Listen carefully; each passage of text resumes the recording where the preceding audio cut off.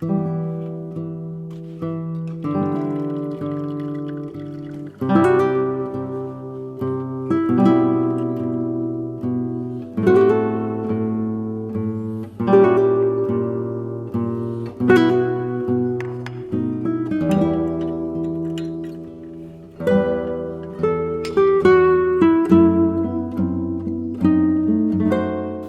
everyone to the Chic Assignment check-in.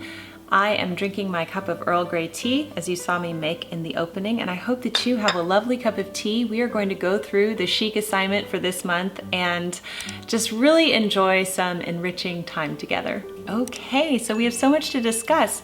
Tommaso Albinoni and whether or not he actually wrote Adagio in G minor.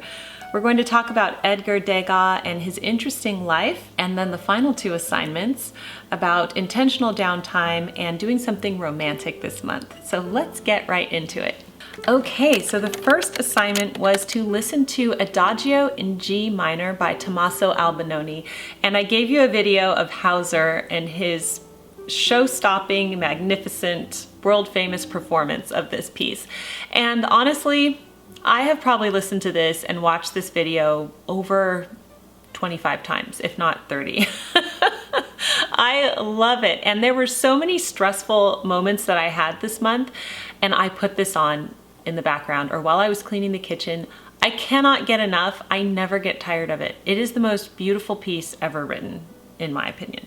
So, I was learning about Tommaso Giovanni Albinoni, and there's not much known about his life, but he was born in June of 1671 in Venice, Italy, and he died January 17th in 1751 in Venice.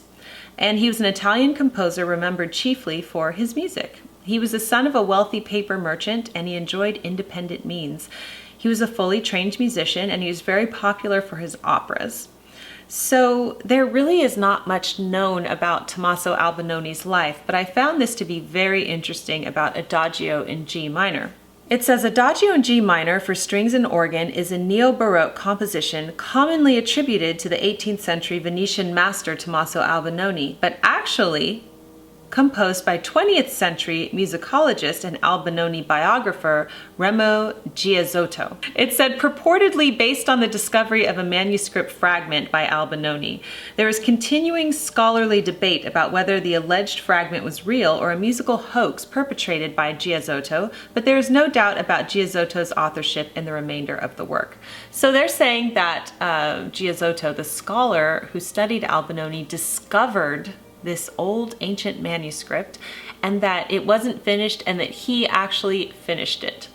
So this has always floored me. I always knew this about the piece, or when I first started researching into it, and I just can't get over it because I truly think it is one of the most beautiful pieces ever written. And can you imagine if he actually wrote this piece but all the credit was going to Albinoni?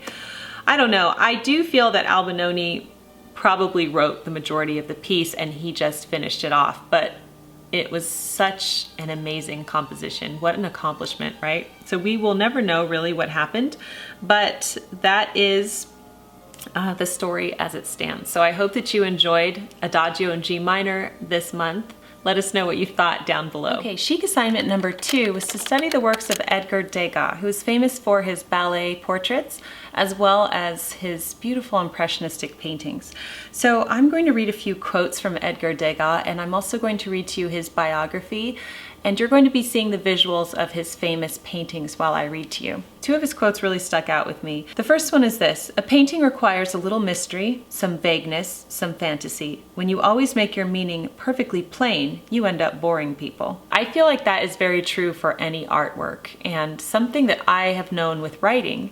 I love doing that in my books, but something that I just discovered with YouTube as well. So that's a whole other subject matter, but he's absolutely right. That is what draws people into your artwork.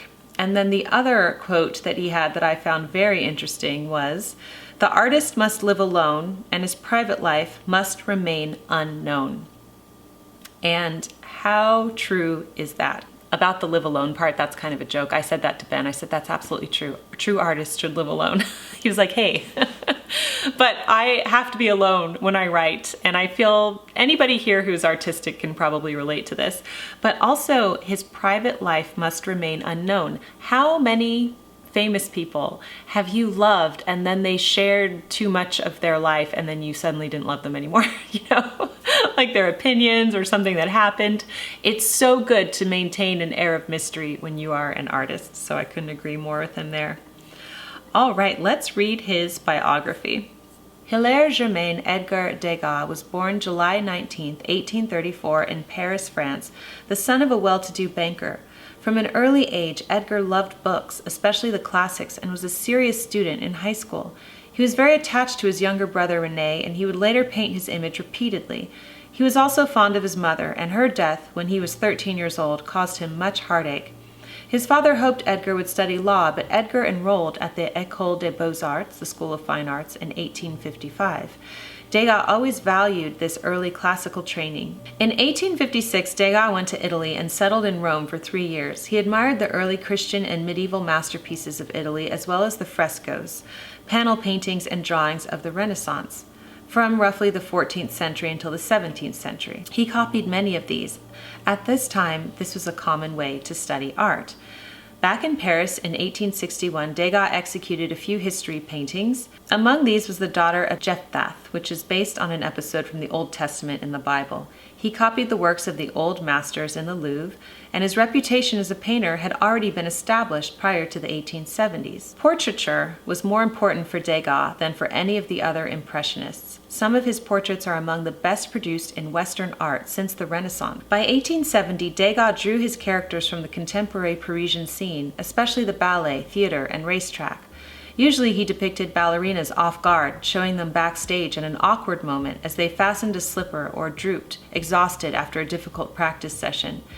Degas fits easily within the Impressionist movement in producing art of immediacy and spontaneity.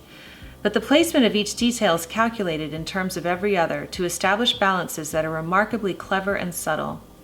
Degas thought of the human figure as a prop to be manipulated to achieve more interesting paintings. He was inspired by Japanese prints to create unusual poses and cut off figures in unusual ways. In A Carriage at the Races, the figure in the carriage to the left is cut nearly down to the middle.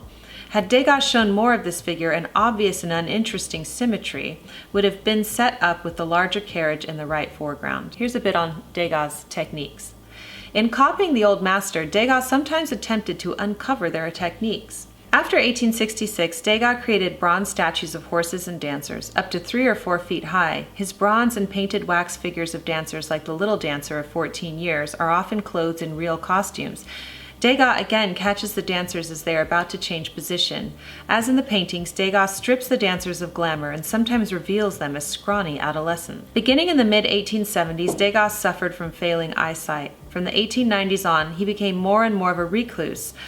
In the last years of his life, he was almost totally blind, and he wandered aimlessly through the Parisian streets. He died on September 27, 1917, in Paris. He is regarded as one of the greatest French artists, influencing later artists such as Toulouse-Lautrec and Pablo Picasso. So an interesting note, Degas never got married and never had children. He was really good friends with the French artist Mary Cassatt, who's someone that I also admire. We will definitely study her in a future Chic assignment. So I hope that you enjoyed that brief biography of Degas. Obviously there's much more to his life. That is just a general representation of his artwork and study of that. Chic assignment number 3 was intentional downtime. And I had noticed a trend about myself that when I had any downtime at all, I would just hop on the internet and surf the internet, basically.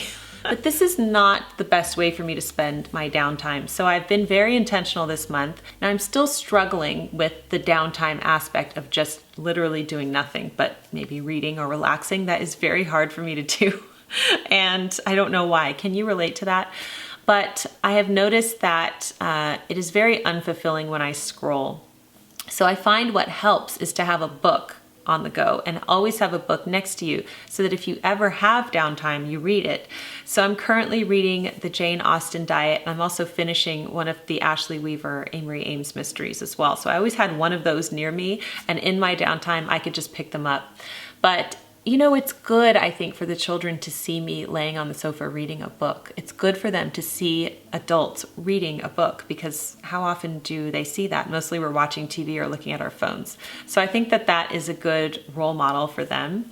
And then the fourth chic assignment was to do something romantic this month. Now, I'm actually shooting this on Valentine's Day as we speak, and Ben and I are going to be having a nice romantic dinner. We're making crab and potatoes au gratin, so I'm looking forward to that.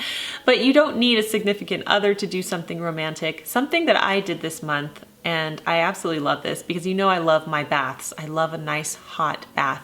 So I kept the latest issue of Victoria magazine by the bath, and I would just run my bath every night, and I would take a few moments in the bath and I would just read through the magazine. So I read through the magazine in the whole month. Sometimes I had a cup of tea with me, and this was the nice romantic thing that I got to do this month. So I would love to know what you did this month to bring romance and beauty into your life. That is it for the Chic Assignment check-in. Before we go, I would love to mention the Elegant Connoisseurs in today's video. They are the top tier in my memberships tab, and we have so much fun over on memberships. I do a vodcast every Friday, and I also do a live stream. And my live stream is actually going up tomorrow for the month of February. So I want to mention these wonderful ladies to you because they are fascinating, and I would just like to thank them so much for supporting the channel and bringing you the Chic Assignment check-in today. So I would like to thank Kristen King from All the King's Morsels. She has a wonderful Southern food blog, and it's amazing. Everybody who has a website, I'll leave them linked down below. I'd like to thank Janet Washinia from American Blossom Linens, beautiful, organic, American-made linens that are just amazing, high-quality bedding. I would like to thank Shannon Beers from Awesome Possum Powers. She does a faith-based children's book, and it's wonderful.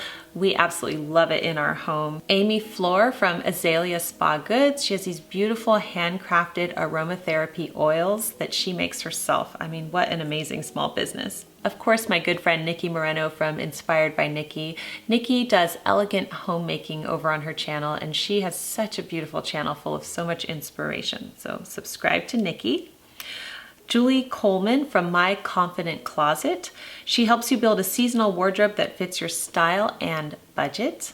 Katie Rose, and Katie Rose is an artist. She actually sent me this painting this past month, and I am so grateful. She is such a talented artist. You have got to check out her work. Her original paintings can be found at katierosecollection.com. Mrs. Hanover from the Not So Desperate Housewives, she has a wonderful blog about glamorous homemaking, and she's actually interviewing Mrs. Beers from Awesome Possum Powers on her blog, and I can leave that article linked for you down below. So it's really fun when the elegant connoisseurs connect. Also, Michelle Rohr from the Secret Owl Society. Michelle's motto is take 100% responsibility for your life, and she's totally inspiring and wonderful, and you should check out her website. Another amazing artist is Cherish Flighter from Something to Cherish, and she has so many beautiful mixed media works. She does artwork, and she has it in all sorts of gorgeous merchandise that you can buy. Cherish is truly an artisan. I would also like to thank the following ladies: Catherine Ray and Barbara Christina de Abreu Pereira, Christine Bola, Caroline Haydu, Denise Jond, Jet Rowley Heron, Jenny Candelaria, Linda Eckloff, and Maria Condor. Ladies, thank you so much for supporting the channel and bringing us the Chic Assignment check-in. And I would like to thank all of you for watching. Thank you so much for your support of my channel. I love the Chic Assignment. I hope you continue it for the rest of the month, and we will definitely continue in March. Thank you so much to everybody for watching The Daily Connoisseur, and I will see you soon. Bye.